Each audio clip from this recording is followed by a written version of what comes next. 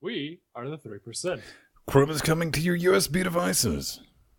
Debian goes to Wayland. And Gnome, it's going to Manchester. Let's go.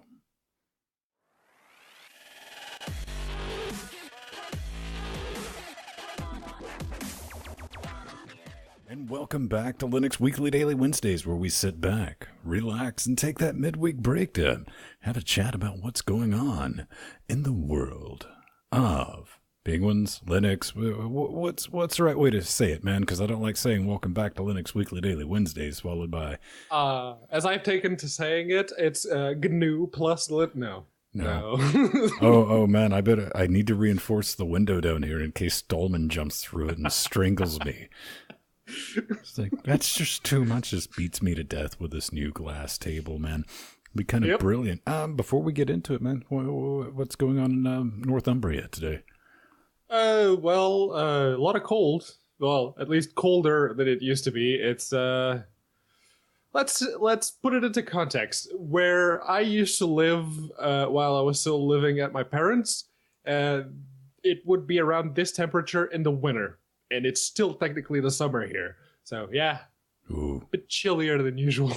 Did it normally snow in Portugal? Not on the coast.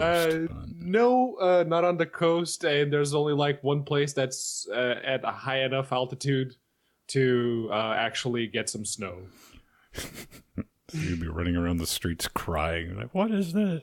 No. Yeah. Hey, but... speaking of what is this? What is this? These are numbers about desktop operating system shares.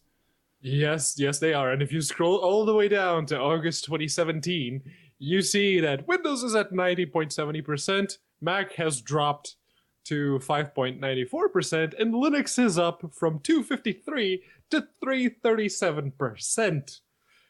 Now, this is odd in a number of ways. It's a big jump from last time, because when we last talked about it, it was the jump from, let's see, yes, it was from May to June 2016, which jumped from 1.79 to 202. And then it hung around 2, it came up, it came down, the usual. But now, here we are, August 2017, just finished, and we're up by a sizable chunk. I can't remember who it was that did an article that said we basically doubled the market share according to netmarketshare.com from September 2015 to August 2017. That's a lot. Yeah, man. I mean, I've definitely been looking at it. And over the years, you got to definitely remember all the hubbub of just getting to 1% and 2%. And we do this tracking on the highly inaccurate, unreliable Steam surveys on our Saturday show. Yeah. But it seemed like a lot of people were sitting back like, where do they get these numbers and what's responsible for such a massive, massive spike in it? Well, ladies and gentlemen, my bad. I keep looking for a camera that's been here for 5 years. And it's over here, so you'll have to deal with me. Yeah, I built a new box, and I had to reinstall Linux a few times, so that probably... Yes, you're done with your Linux crap. Come on. Come on, man. It's definitely a thing. That's good to see. What does it mean? I don't know. I want to know how they got their metrics, ultimately, because... they have that. If you actually have a look through the sidebar, they have that. Now, what I couldn't figure out was... your suggestion was Chromebooks. So I actually went looking, okay, so can I split Chrome OS from Linux, all the rest of Linux? No. At least not that I could find. If anyone can find that, let me know, and let us know the actual numbers. Well, yeah. One number is 61. That's Chrome, and it's got JavaScript modules and web USB support, and that should rightfully terrify you, right? Booga booga, run? Well, it's not even about the booga booga, but yes, there's plenty of booga booga to be had. You're quite literally exposing your USB devices to Chrome, to the internet. Do you trust Google that much? Because I'm not entirely sure I do. Hey, man, I signed on the dotted line years ago. It's just... Look, I know I've pretty much also sold my soul to Google. I use an Android phone. I use Chrome all the time.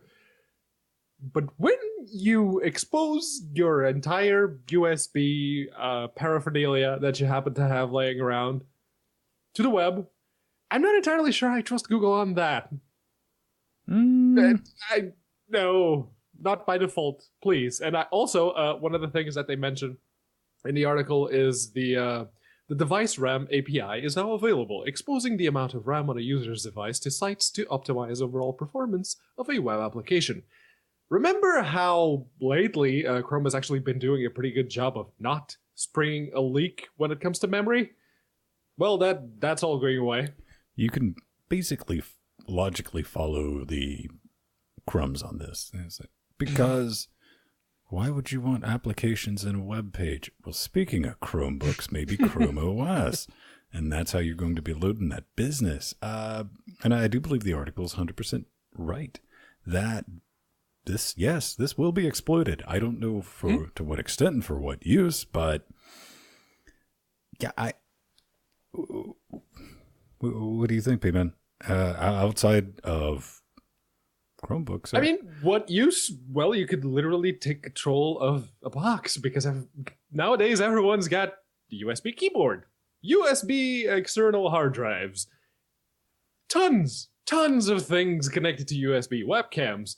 I don't like that Google should, by default, keep access to all USB devices disabled. You don't get it unless you specifically say that you do. Same way that it handles microphones and cameras with WebRTC nowadays. I don't know, man. I mean, it's kind of like cheat mode for the NSA. Hashtag hi NSA. Yeah. But I kind of agree with. Well, I got the feels on what you're saying with, okay, let's not make it that easy for Google to mine and track more data. But I've already done the thing. And if you're concerned about your privacy, good luck not using Google I have products. 2 Android devices and 2 NVIDIA Shield tablets on that couch over there. So, yeah. Right. I know. It is definitely one of those things, but not to be left out. Firefox 57 is getting rid of that dang old search bar, and it's going to use a unibar, which is not a unibrow, is it? No, nay. It's okay. It was the one distinctive feature nowadays when it came to Firefox. Oh, that and everything being single-threaded by default. Wow. I mean, the only thing that was still using the search bar was Vivaldi. Everybody else just switched out to just the basic thing. And that was one of the things I originally didn't like about Chrome, was not having my little search box over there. But I got used to it, and I always use the drop-down menu for my bookmarks and all that fun stuff. And in Firefox 57, it's also going to drop support for add-ons that were built using the legacy API. So I can't wait for that nightmare to explode. Yeah, so I'm not entirely sure that this is the feature that'll stop Microsoft's sizable market share loss that they've been having for the past however many months. I don't think getting rid of extensions and unifying the 2 bars at the top is what's going to save them. I don't know. I don't know. I mean, we should point out that this is something that you can enable and disable. So, yes, there's that. I mean, there's not much to it, but we thought we'd give it a mention. Yeah. But what do we got? It's just that, why now? I do have that question. Why now? They could have done it when Chrome went, oh, look, we're the market share leaders when it comes to desktop browsers now. Here's the real question, man, is Firefox just going to from now on, be second place? Probably. I mean, well, third.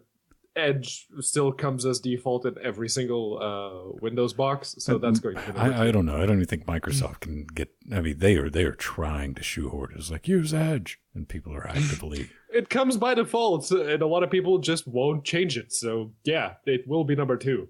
Don't underestimate the power of stupid people in large quantities. And right now, there's a Opera user screaming, "What do you mean?"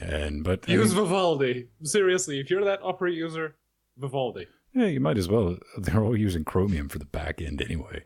Yeah. It's definitely a thing. We touched on Wayland last week, and it seems like the fine people at Debian are talking about it too, man. They're thinking about switching these development builds over to Wayland. Indeed. So you may want to kind of ignore the the source on that article and find the actual source in our show notes, which is the changelog for Debian, the upcoming one, whatever it is. And they're going to be bringing GNOME session 3.24.1-2, which has a very noticeable change, which is they are enabling Wayland by default. The GNOME session for Debian, if you're downloading the GNOME ISO, will use Wayland by default. It's not as big as, say, Fedora, because Fedora does have the main desktop, the main ISO that they curate, which is the GNOME one. Mm-hmm. Debian has always been much more open. No, you can download Debian with whichever desktop you want, and they give you the options for all of that in the exact same page that they give you the GNOME one. So it's not as big or as noticeable an impact as it was with Fedora, but it's Debian. It's the Debian, the one we keep making fun of because it's Debian stale. Remember? Hey, no, man, they're adopting Wayland. Well, I mean, you can say that, but I mean, they might as well. I mean, if you're going to finally adopt the 3.0 kernel, I kid because I love. They're using 4.10 now. No, it's good. Wayland is the future. It is. Do you hear me, NVIDIA? Seriously, let's get on those binary drivers and let's make it a thing. Let's get it some momentum. The sitting back. That's definitely one thing you can say about the Radeon open source drivers is the only ones that matter. Yes. Yeah, you're just seeing compatibility and progress on that. So, I mean, to be fair, there's a lot of overlap between the people who are developing Wayland and even X, and the people who are actively contributing to Mesa. AMD did hire a few people to work specifically on the open source drivers to try and, as hard as they can, to get rid of that ugly shim that they call the AMD GPU Pro driver. Mm-hmm. It's just, you can label FGLRX whatever you like, AMD. I know better. Trust me. It's definitely a thing. I mean, I would like to see it sorted. I want to play with Wayland. I finally got this box up and running to the point where I think we're going to be able to just get everything nice and smooth and get everything done. I haven't launched Wayland yet. It's on here. It's like everything will explode, which I know logically it won't, but... and apparently Debian is running 4.11, not 4.10. My bad. Ooh, look at you. We can't make the jokes anymore. It's not funny. But Wayland, the only reason I noticed I had Wayland installed was because I had installed something else. Not the latest and greatest, but it is out. And that is GNOME 3.26 Manchester Edition. Couple of new things in this. We have color emojis, finally. Long national nightmare over. Yes, you see it right there on the screen. Improved search. Someone was trying to capitalize on a certain announcement by a certain company. New looks for the settings and that. The GNOME browser, it can now use Firefox Sync. Got a bonus soda with that, 100%. And it's called Epiphany. Call it what it is. It's Epiphany. New display settings include a preview version for that high DPI UHD monitor that you might want to play around with. And my favorite, not to be forgotten, Tweak Tool has been renamed to just Tweaks, not Tweak or Tweaker, just Tweaks. Yeah, that's the thing, man. 3.26 currently available right now at your neighborhood store. I installed the current version, the previous version before 3.26, and 3.24. 3.24. Okay, let's see where GNOME's at. Last time I used GNOME, it was on Solaris. So GNOME 2 something. Yeah, we still have the big chunky foot down there. I installed it, played around with it. This is way too contained of an experience for me. Too unified. It's like, ooh, I was getting some bad Mac vibes. And GNOME developers, what the holy heck? You installed a plugin in all of my browsers. Yes. You did. Yes, and I can't just right-click on it and delete it because it's grayed out. Yeah, you need to get rid of it through the package manager. That's next level. Like, wow, that's Microsoftian type stuff right there. That's not what I would expect. But hopefully it will be another decade before I use GNOME. But good on them. Yeah. Good on them. I know some people like their gnomes, and we don't have Unity anymore. Thank you, Flying Spaghetti Monster. And yeah, we still had to have the one HUD-based desktop environment. Mm-hmm. So that's GNOME. So that's the new whipping boy. I hate GNOME. Competition is good. Katie needs. Oh yeah, Katie needs a kick in the shins, right. Like really bad. So yeah, I will never poo-poo on any of these projects whatsoever, unless it's this one, because this one's just made me sad because I use Openshot every single week, multiple times. For a moment there, you thought it was all right, didn't you? Well, if you follow me on the social medias, there's like, this is borderline usable. We're talking about 2.4 with a focus on stability. Openshot, non-linear video editor. I used 1.4 because it has this neat feature that the 2X series does, and it's called working. Mm-hmm. And yeah, this is still a big old pile of nope. This is from Ubuntu. They have a little thing where you can install it, with your PPAs and all that. All this business will be available in our show notes. I highly suggest not adding a PPA. Nay. It's available as an app image on their web zone if you want to try it. That way you don't have to worry about too much when you want to install it, because you will. Here's some things, man. It doesn't show me timestamps on video clips. So wasn't that a thing that the other one did? Everything 1.4? Does that. Yeah. You need but that. But no, it shows you the waveform on the streams, doesn't it? This is an option. Okay, if you want to generate a waveform from the actual clip, video's not too bad on a Ryzen 1700 clocked at 3.8 gigahertz on an NVMe drive. It only takes about a minute, which is ridiculous. But I can handle this. I can handle this. The WAV file to generate a waveform, just to kind of match them up. 2.5 to 3 minutes. And I don't know what it's doing. I can't decipher what it's doing. I quit caring what it was doing and decided, no, this is just not a usable piece of kit. The title, if it has Blender integration, if you wanted to do custom titles and stuff like that, it's still limited to 5 fonts. Okay. There's no reason behind at this point, did people just give up? Because you'd think that would be the first thing that someone would mod. I don't know. I think maybe it is also slightly better at scrubbing through video before the previous release. It was a nightmare fuel, but I think the improvement from that is simply just the NVMe drive with the 1700 Ryzen system. Yeah. Making you have the single-threaded performance, and you have the read and writes to back it up. Yeah, and I hate to say this, I've been playing around a lot more with KDN Live. And listen, Openshot, I know it's... You're walking on thin ice. I'm saying this because I love you. I'm saying this because I use your product. And this 2.0 stuff, I mean, we also need to focus on our Mac and Windows builds of it. No, you don't. No, you don't. No, that was a bad idea. And, yeah, this 2.0 stuff, it's regression. It's still not a usable product almost 2 years after release. And after that Kickstarter. If you have a diehard Openshot fan like myself, like, yeah, I think I'm going to go back to KDN Live. Because KDN Live bit me like 5 years ago. I lost a massive project to it, and I might be going back to that. So we got a little bit of distro news this week. Ah, yes. Well, very, very tiny. Which is the beautiful Nitrux Linux distro could be a contender.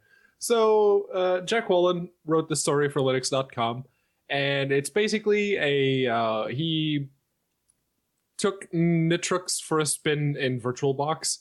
It's different from other distros in the way that it doesn't use native applications. For the most part, it uses containers, snaps to be more specific, because it's Ubuntu based. It's a snap Ubuntu based distro. Okay, if that doesn't have you running for the hills, it should.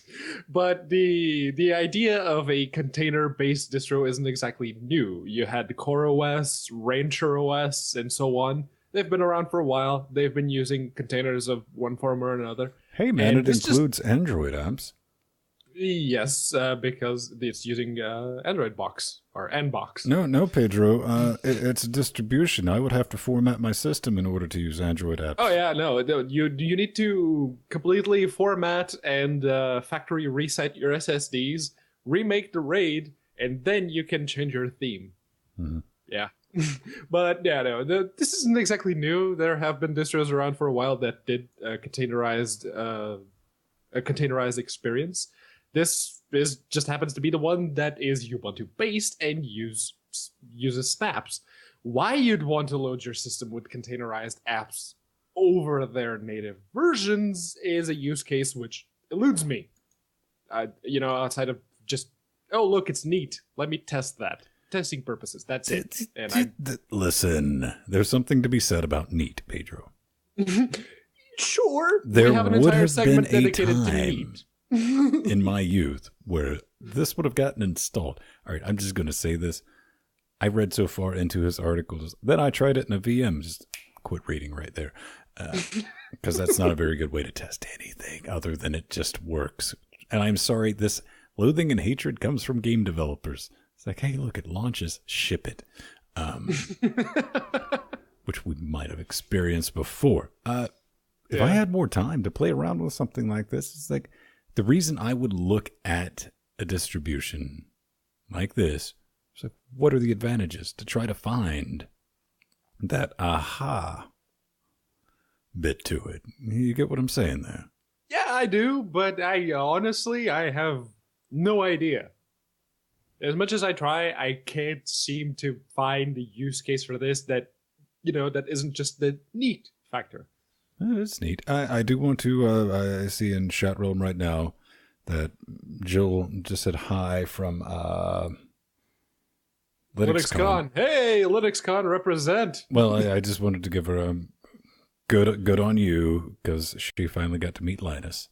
Oh, yes. Yeah. I saw that picture. It is a very important milestone in everyone's life. Yep.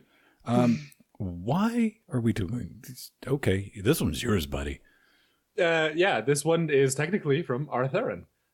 He was the one. See, if you give us money, we'll get to that in a moment. You get to submit your own stories, and if it is at all relevant, chances are we're going to be talking about it. And this one is, as much as it pains me to admit, Java is still relevant in 2017, and it hurts. It hurts inside, but it is. And the big takeaway from this is that Oracle said, yeah, no, we're kind of done with it. We're making it open source, so the community can sort it out. Oh, boy. No, man. I mean, if you look at it, Java SE's, it's been on a 2-year release cycle. And once the long-delayed SE9 arrives, it's September 21st, Java SE feature releases, they're going to start showing up every 6 months, starting with JDK 9. So excited. OpenJDK builds will be governed by GPL2, not 3. So, okay. In order to make the code, sell it if they want. Yeah. Well, they're trying to get it out to cloud environments, man. That's what they want to push it out, make it nice, huggy, and friendly. And this totes has nothing to do with like the 1,000+ people that not all were from the Solaris division or Sun division. None whatsoever. No, maybe. I don't know. All I know is it's a good thing. It's on GitHub. And I hope I never have to have anything ever to do with it, says the person whose project this week is setting up a Jitsi server, which will be dealing with Java.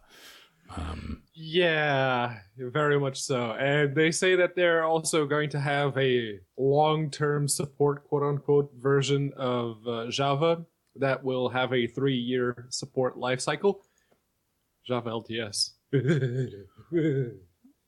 Oh, come on, man. It's going to ship with Microsoft Linux.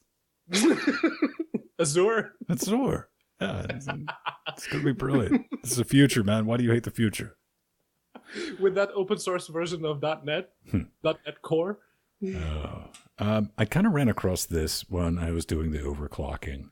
And what is it? We're talking about CoreFreq. I like that CoreFreq. Giggity. It's just a CPU monitoring tool for getting the voltages from individual cores as it's running.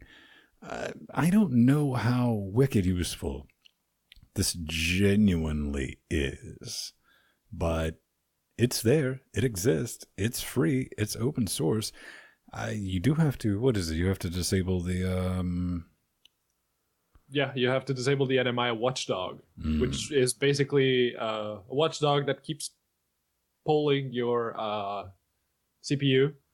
Okay. Which is also a good idea if you, just a little side thing, if you have a laptop and you want to save some CPU core, some CPU cycles, and some power while you're at it, just disable the NMI watchdog. That's just good. Yeah. No, that's it's a thing, man. I just wanted to get the project a plug.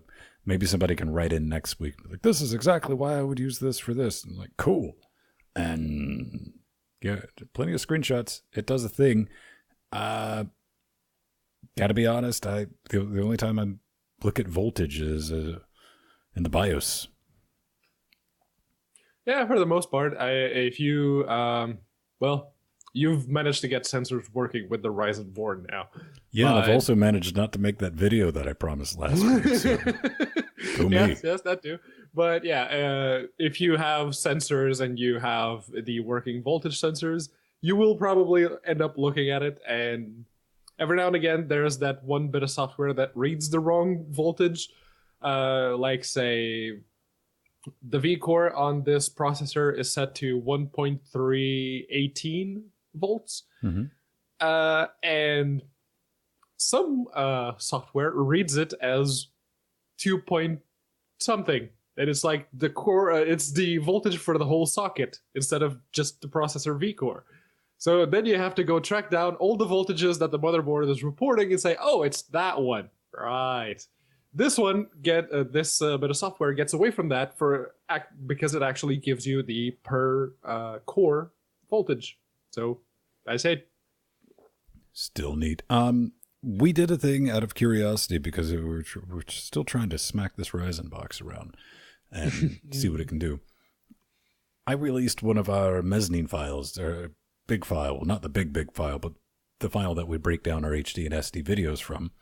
The one that will take me, give or take, 3 hours to download, yes? Right. Pedro doesn't complain about file size until he has to, unless it's not a game. Then Empty, Mr. T-Han, you know him, a.k.a. the real leprechaun on Twitter. He's like, why don't we just do it with Handbrake CLI? Because I was like, man, how simple can I make this? Let's do it with a GUI. So, but no, the CLI is a lot easier and quicker. One-liner, yeah. And so, yeah, I mean, if you want to test your digital EPN, you can throw that business in, just grab the file. It is about 3 gigajoules right at, and spit it out. It'll give you a time.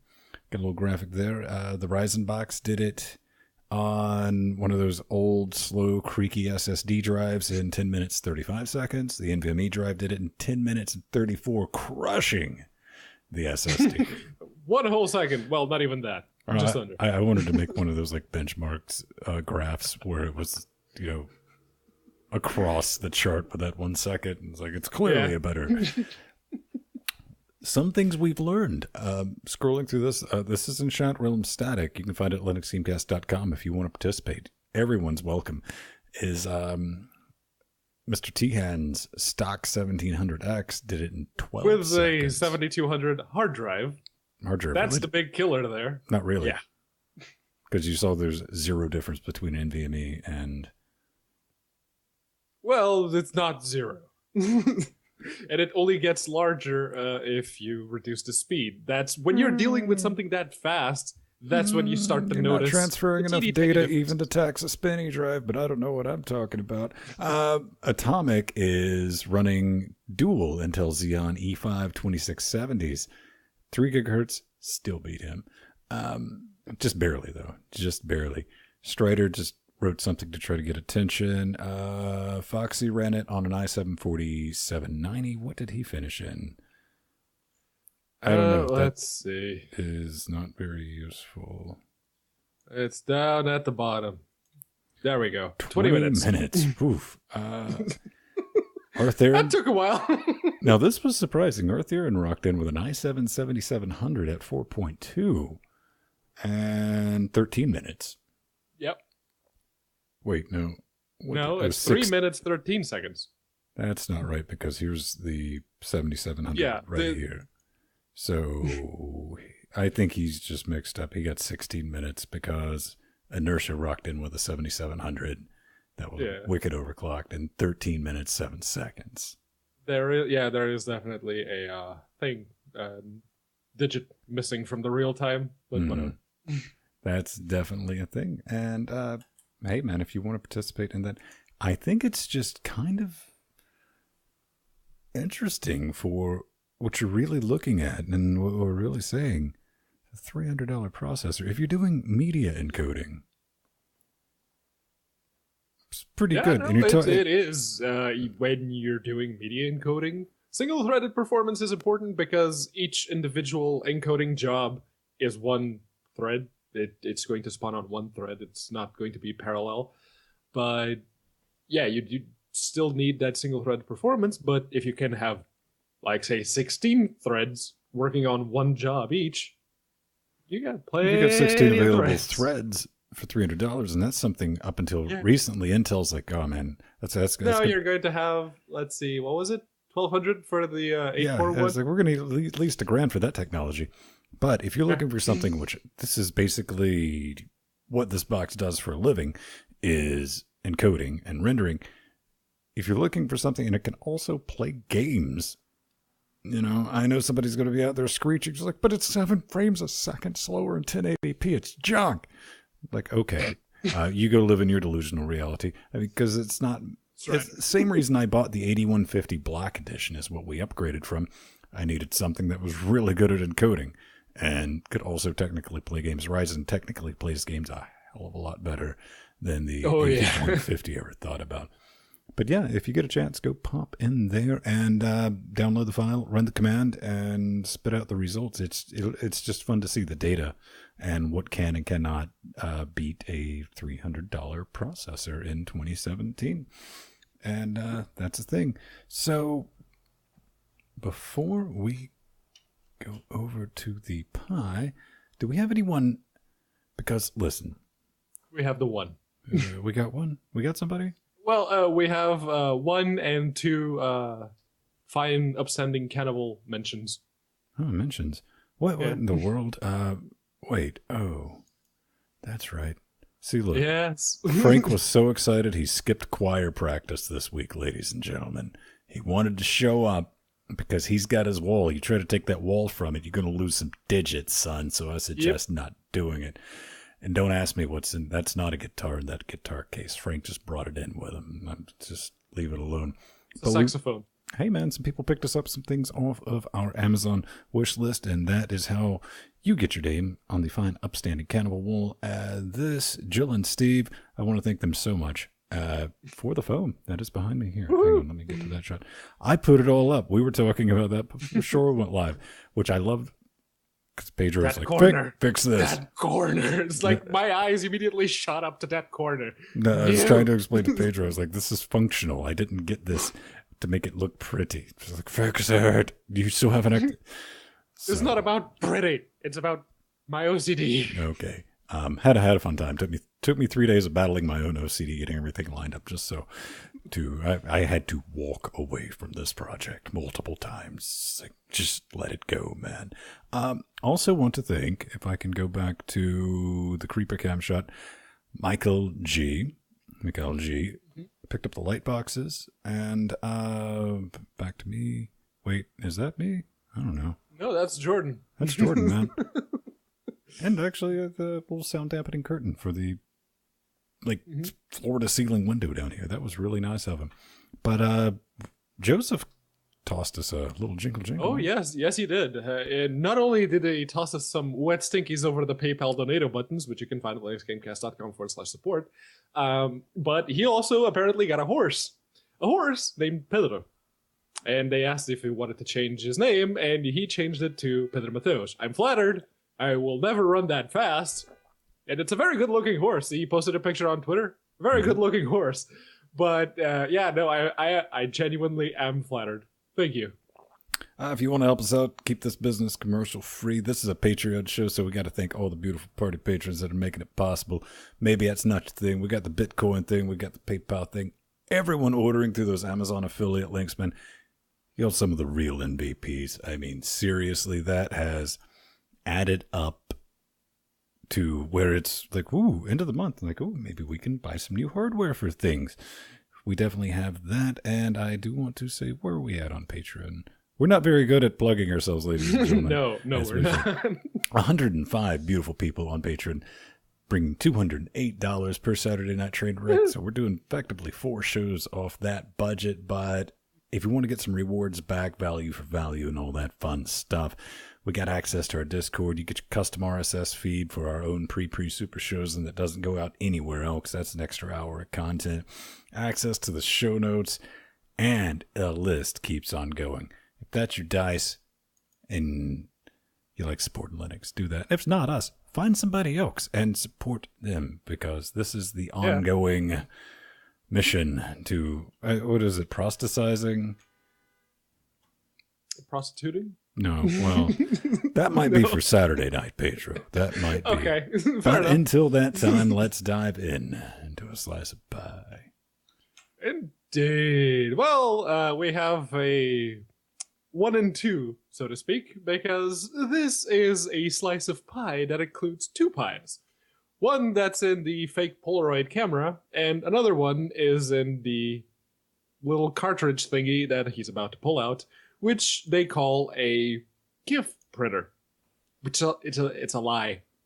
It's a box of lies, or 2 boxes of lies, because by print they just mean that when you record the GIF, it sends you to one of those e-picture frames, or a dedicated cartridge that you built yourself from another Raspberry Pi, and then you can just send over the GIF you just recorded by, say, Wi-Fi ad hoc, like they're using, Bluetooth, NFC, any type of over-the-air technology at this point could do that.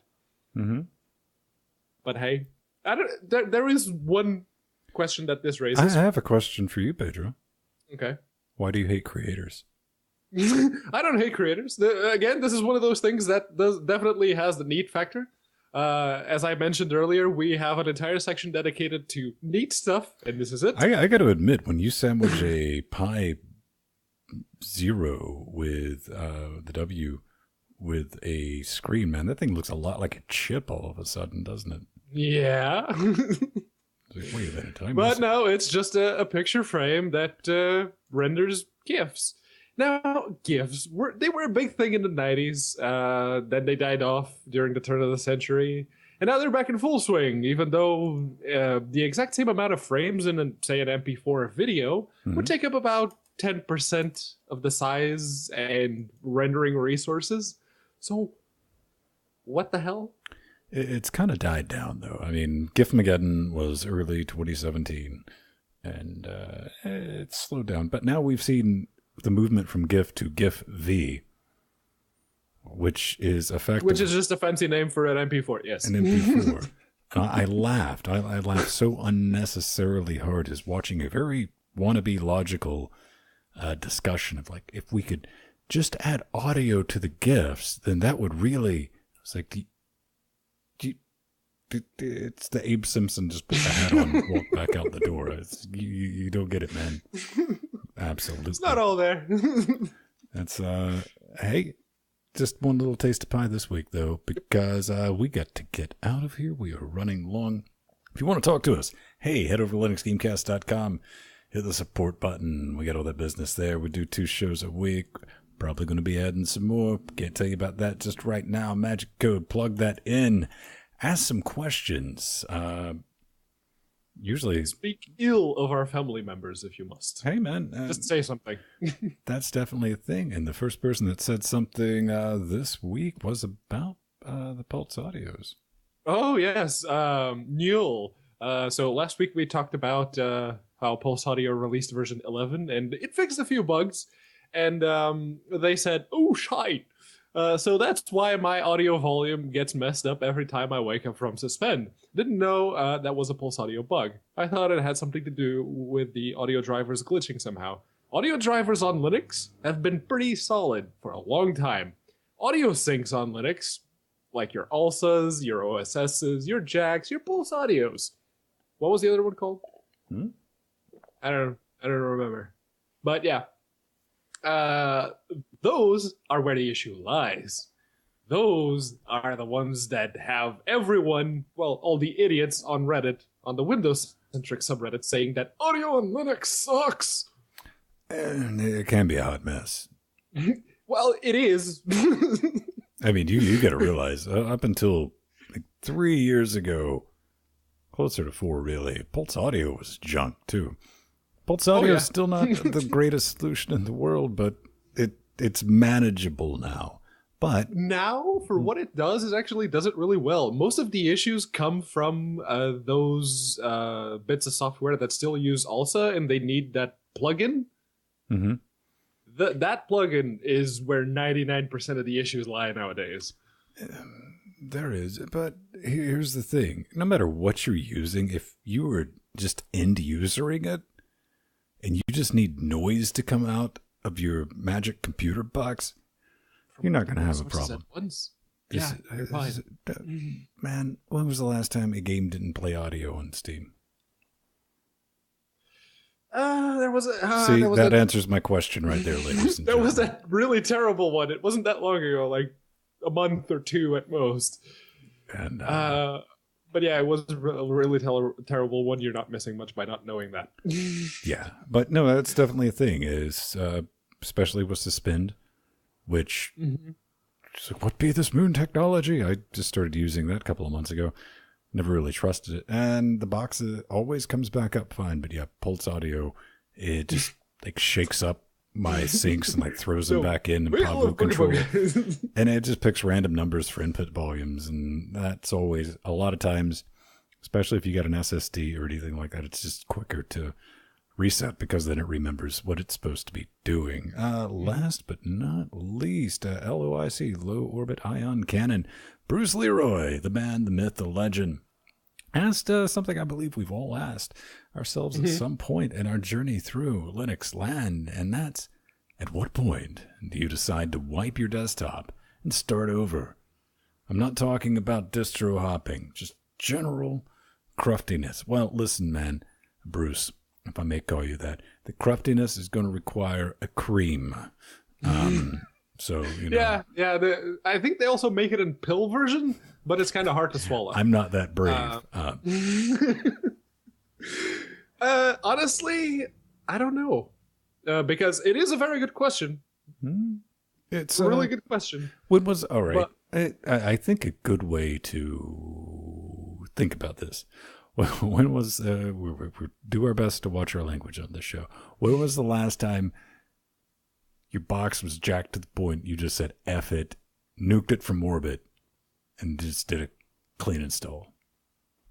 Okay, that was a few years ago. But I got my box to the point where it was jacked up that I started considering that, which was when I had the brilliant idea of enabling the hardware enablement thing that Ubuntu has. It broke everything. So I said, you know what? It can't get 101% broken. So I'm just going to install the Zen kernel, which is what I did. Fixed everything around the Zen kernel. Done. We're good. Didn't read. Although I came really close to just doing a fresh install because everything was broken. Everything. When I did the last LTS upgrade, when I went to 1604 on the old box of business, but then there's that thing in the back of your head, and that's why I'm having a hard time remembering the last time, because that little effort in the back of your head's like, we can fix this, right? You're giving up. We don't give up. So it took me a day, but I got it back up and running. I know in the early days, like way back when, something wasn't running right. Just just reinstall. that was it. Learning, it's getting an X server up and running and just getting the system completely jacked, and just like, okay, nuke it from orbit. And these were painful days, ladies and gentlemen, because that meant reinstalling a floppy disk, and this was definitely sounds painful. It was to your ears mostly. it was pretty horrifying. It just said you couldn't go anywhere because you had to swap disk out constantly. It was a thing, but hopefully that's definitely going to be a thing with the past. I mean, you really genuinely have to lay into a system to break it. Now, now that we know as much as we know about Linux at this point, it takes some doing. You have to basically be doing it on purpose. But if you're new or relatively new to Linux, you will find new and interesting ways to break your box by just looking at it wrong. Well, we have experimental Wayland's. There's going to be a ton of new. That's how I look at it. I'm like, that's going to be fun. Things are going to, Vulkan rolls around. Everything will break. Yeah, we'll be back to the good, bad old days. But that's one of the beautiful things about Linux. I've said this, probably not on this show, but definitely in like one of our pre shows, is especially back in the day. It still happens now. You're trying to fix problem A, but you learn about problem D, C, R, and Q, in depth. That you didn't know were problems, but that's not supposed to do that. It's just the auxiliary stuff that you end up learning on your way to solving that, and you walk out of the experience like, all right, that's definitely going to be a thing. And you know what, ladies and gentlemen, this definitely was a thing. And thank everyone for showing up. Hope you had a good time. Like I said, this is a bit more casual, ironically, than the show about video games that we do. That's serious business. That's serious. Yeah, yes. But I've been Stone. Find me on Twitters, on Googles, and all that fun stuff. Pedro Mateo's pretty much the same thing. That's at unaccounted for on Twitter, because someone had already taken Pedro Mateo's on Twitter when I registered. Aww. I came late to the party. I keep telling you I'll sell it back to you. No. Oh. Okay, fine. Credits. No, it's I can't remember if I have ever even bothered to contact the guy that had Pedro _Mateos. That's the one I wanted. There was already the Pedro Mateos all in one. See, unaccounted for. The one benefit of being Vin, unless you're talking about the diagram, not a whole lot of people. Yeah. Everyone, Vin Diesel, and everyone's trying to get like VI in. I've never had a problem getting just Vin on social media, on anything. Although I was the one Pedro Mateos who got the